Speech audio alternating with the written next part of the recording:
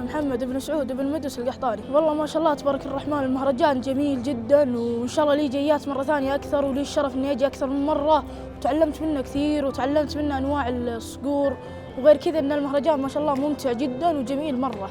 فيصل مدخلي. أول شيء سلاح الملوح، واضح إنهم مرة محترفين.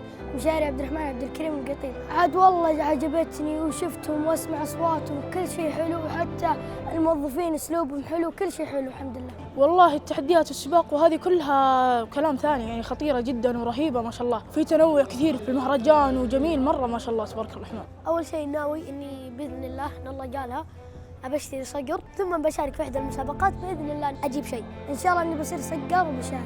بعد ما شفت صقور وزي كذا إن شاء الله إني بطلع صقار بإذن الله إذا كتبها الله.